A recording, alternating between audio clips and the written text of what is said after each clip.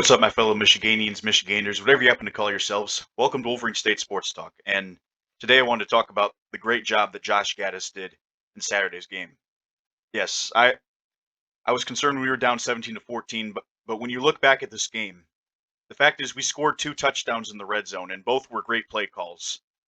And that was the difference in this football game. This team had to turn that around, and they did. And the way that they ran the football actually schematically made a lot of sense. So really Gaddis did a great job, and Michigan was able to move the football and do just enough to win this game, keep the ball out of Clifford's hands. Especially after the first quarter, they were dominating in time of possession. But after that, Michigan dominated the possession and the field position and just did a nice job doing what they need to do to win this game. But I know what a lot of you are thinking. The 4th and 2 play call where Michigan failed.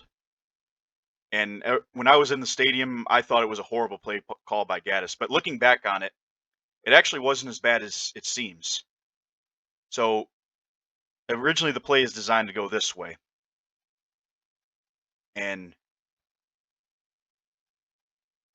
number 40, give him some credit here. He actually did a fantastic job on this play. You see how he beats Shoemaker off the block. Shoemaker had a lot of nice blocks today, but that time he got destroyed. And then 65 here, I think, was supposed to originally block 1. And then if that happens, this play bounces outside. Haskins at least has some room to work and probably gets those 2 yards. All he has to do is just power past these 2 safeties, which he probably does. Instead, because number 40 beats the block, All ends up having to take someone he wasn't originally supposed to take. You see, All I think was supposed to get these 2 guys, but because Shoemaker gets beat, there's absolutely nowhere to go, and it's too easy to fill up for Penn State. So, but I don't want to just rail on Shoemaker. This is what I think the real problem with the play was. I want you to know something about the left side of your screen as this play is going on. Look right here. That's a big hole, and everybody's getting pushed back around here. The fact is, this could have, if we ran the ball right here, this could have been a first down, but there's a reason why Haskins couldn't do that. He couldn't cut back. Watch what happens between Vistardis and Zinter. So Vistardis, the center here. I remember when I played offensive line, the center was supposed to make a call on who was supposed to pull. That means go out to block, and who's supposed to block down.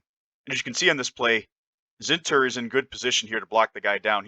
The defensive lineman has his head on the inside position. So if Zinter blocks down and Vistardis pulls, which Vistardis actually does a great job of pulling usually, then he's more likely to go back. But you'll see here the problem with the play.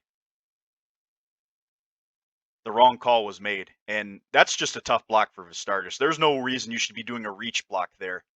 Because technically, since the play is supposed to go this way, Vistardis has to get his helmet over here and also drive this guy back because it's 4th down and 2. That's just not going to happen.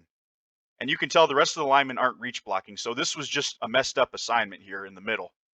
What should have happened is Zinter blocks down instead of pulling out, and Vistardis should have been the guy who pulls. But as you can see, because Vistardis is reach blocking, and instead of pulling out, instead of this guy being somewhere around here, and then you see all these linemen down here, likely Zinter, if he was blocking down, would have had his lineman down here. And then next thing you know, Haskins sees this play is blown up over here, and I think he already saw that. You can cut up field and get some big yardage, or at least enough for the first down, because then you get an easier block there. But instead, Vistardis has an almost impossible task. He made it harder on himself, though, by not making the call. So you have to be aware of the alignment of the defense. Here you can see he's playing in a 1 technique or a 2-eye more specifically, and Zinter should have been the guy who blocked down. And that's usually on these 2 guys communicating and getting that right.